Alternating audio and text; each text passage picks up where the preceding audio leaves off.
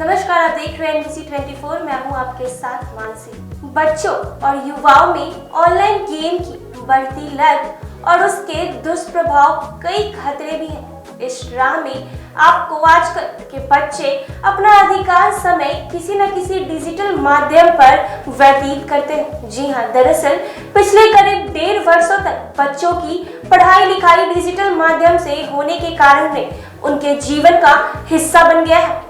ऐसे में उनका रुझान ऑनलाइन गेमिंग की ओर से बढ़ता गया। हमारे मासूम इसके शिकंजे में आते गए। हालांकि ऐसा भी नहीं है कि ऑनलाइन पढ़ाई के बाद ही बच्चे इसके शिकंजे में आए हैं, लेकिन इसके बाद इस तरह के बच्चों की संख्या बेतहाशा बढ़ गई है।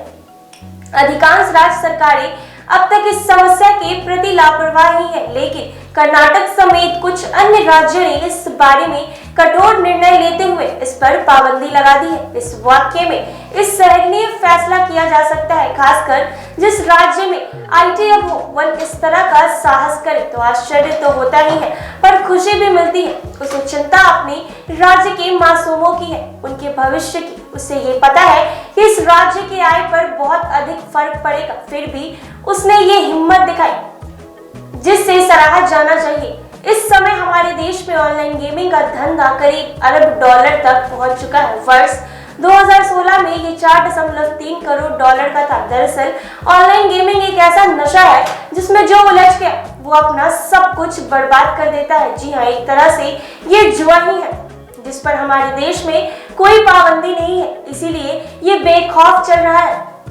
कर्नाटक सरकार ने ऑनलाइन गेमिंग पर प्रतिबंध लगाकर जो हिम्मत दिखाई है उसे अन्य राज्यों को भी प्रेरणा लेनी चाहिए। पहले लोग वीडियो गेम्स खेलते थे, लेकिन अब ऑनलाइन गेम्स के पीछे पागल है। भारत की गेमिंग इंडस्ट्री पर विदेशी निवेशकों के करोड़ों डॉलर लगे हैं। कर्नाटक सरकार के इस फैसले के खिलाफ ऑनलाइन गेम से जुड़े लोग अदालत का दरवाजा खटखटा सकते हैं। जी हाँ, क्योंकि इससे उनकी करोड़ों की कमाई को झटका लगा है। आपको बता दें कि कर्नाटक सरकार ने ऑनलाइन गेम खेलने वालों को मोबाइल में भेजे गए संदेश के माध्यम से ये बता दिया है कि अब आप इस राज्य में ऑनलाइन गेम नहीं खेल सकते हैं। ये एक जुए जैसी प्रवृत्ति है। अब तक कर्नाटक में जो ऑनलाइन गेम चल रहे थे उसमें कई बड़े निवेशकों ने अपना धन लगाया हुआ था। इस पर प्रतिबंध लगाने वाला कर्नाटक पहला राज्य नहीं है। इसके पहले तेलंगाना और आंध्र प्रदेश में भी इस पर प्रतिबंध लगाया जा चुका है। बहुत जल्द तमिलनाडु भी यही करने जा रहा है। पूर्व उत्तर के भी कुछ राज्य इस पर पाबंदी लगा सकते हैं। कर्नाटक का फैसला इसीलिए विवादास्पद हो गया है कि बेंगलुरु एक प्रकार से भारत की टेक्नोलॉजी कैपिटल है। ये विश्व की कई कंपनियों का कार्यालय है। कर्नाटक IT कंपनियों का अब बन गया है। IT और स्टार्टअप का क्षेत्र में भारतीय निवेशकों के लिए मुनाफा देने वाला महानगर बन चुका है। इस स्थिति में कर्नाटक ने ऑनलाइन गेमिंग पर प्रतिबंध लगाकर विश्व के गेमिंग क्षेत्र में एक विवाद उत्पन्न कर दिया है। इसी साल अगस्त में चीन में भी इस तरह का एक विधेयक पारित किया गया था।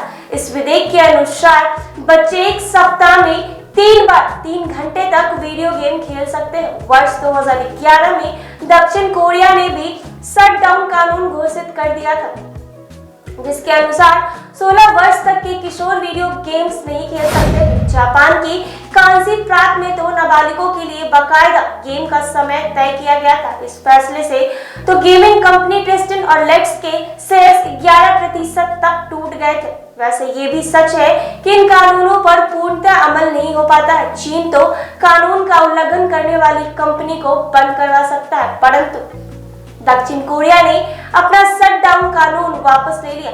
जब तक हम नैतिक रूप से ऑनलाइन गेमिंग से दूर रहने का संकल्प नहीं लेते हैं, तब तक इन प्रतिबंधों का कोई असर नहीं होगा। हमारे देश इंडिया में भी ऑनलाइन गेम की बढ़ोतरी होते जा रही है, तो अन्य राज्य की तरह इंडिया में भी सरकार को कुछ न कुछ निर्णय लेने वाला है। ये पीढ़ी आने वाली संघर्षों में अपना ही साथ दे पाएगी। इन रास्ता बताने का काम वर्तमान पीढ़ी का है। ऑनलाइन गेम खेलने वाले बच्चे और युवा चिड़चिड़े स्वभाव के होने लगे हैं। खुले मैदान में खेले जाने वाले खेल इनके लिए एक सपना की तरह हो गया है। ऐसे में दक्षिण के राज्य सचेत होकर इस तरह के प्रतिबंध लगा रहे हैं, परंतु महाराष्ट्र और गुजरात जैसे राज्य जो ऑनलाइन गेम की तूती बोलती है, आखिर में क्यों बेबस है। इन राज्य में ऑनलाइन गेम वाले करोड़ों कमा रहे हैं। आखिर इन राज्य की आंखें क्यों नहीं खुलती। महत्वपूर्ण ये भी है कि क्या इंटरनेट पर किसी साइट पर लगाया गया प्रतिबंध लंबे समय तक चल पाया है। आज भी कई प्रतिबंधित साइट्स को लोग बदले हुए नामों के साथ देख सकते हैं। जरूरत है कि ऑनलाइन गेम के खिलाफ हम एकजुट होकर इसका विरोध करें, ताकि